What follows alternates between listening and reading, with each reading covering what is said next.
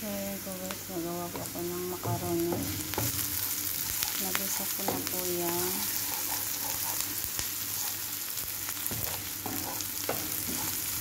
Garlic at saka onion.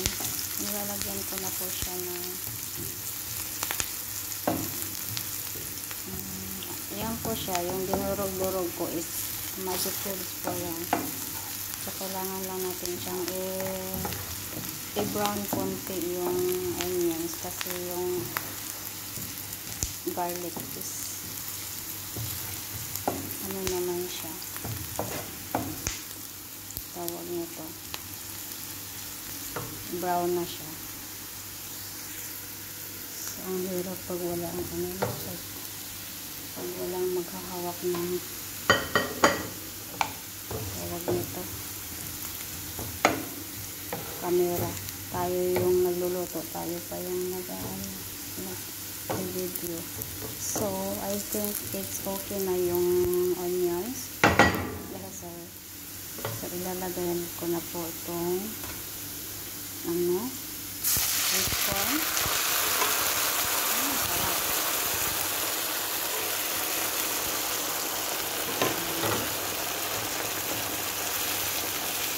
Siguro masarap siya. Siguro lang.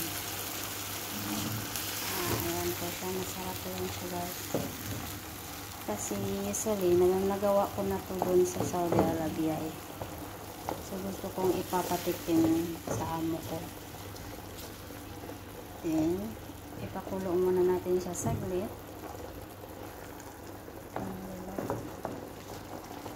Ginaganon ko kasi parang ano ba, ang likot ng camera ipapakulo natin siya na madurog tong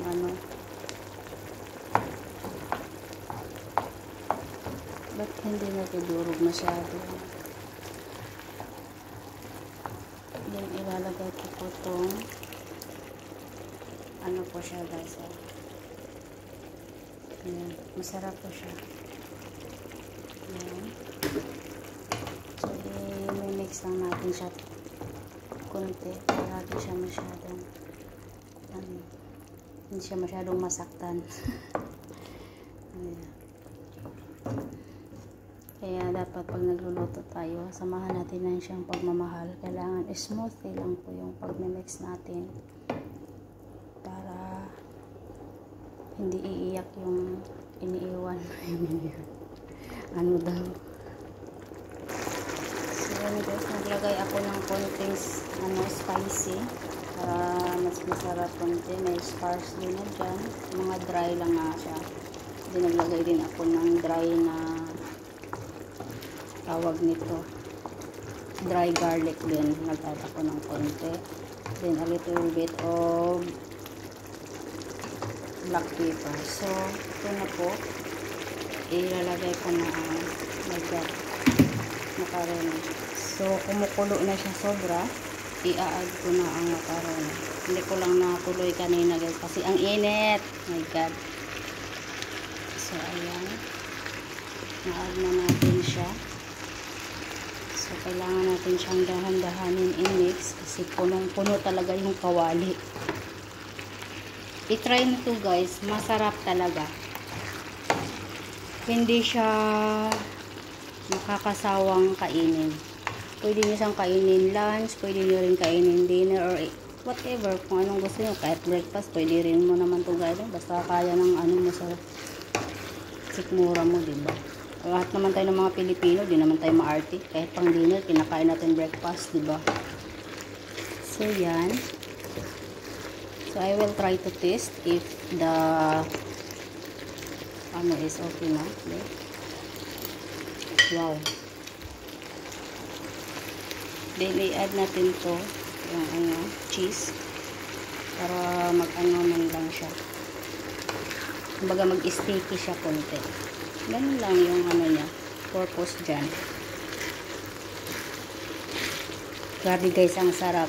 Sa atin sa Pilipinas, diba, pag gumagawa tayo ng macaroni, is matamis. Pero dito po sa ibang bansa guys, ang macaroni po nila is parang lasagna. Wala. So, diba? Wow.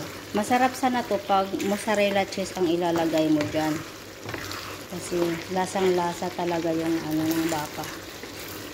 But by the way, perfect na to. Pag December guys, lalo na Pasko, New Year, gawa po kayo nito. Din lagyan niyo na lang din ng mushroom kasi hindi ako nakapag-add ng mushroom. Hindi na kasya ng budget kanina. Kasi ako lang punta doon. Hindi alam ni amo na nagbibili ako. So, may binili kasi akong iba. So, thank you for watching guys. And sana mabusog kayo sa niloto ko.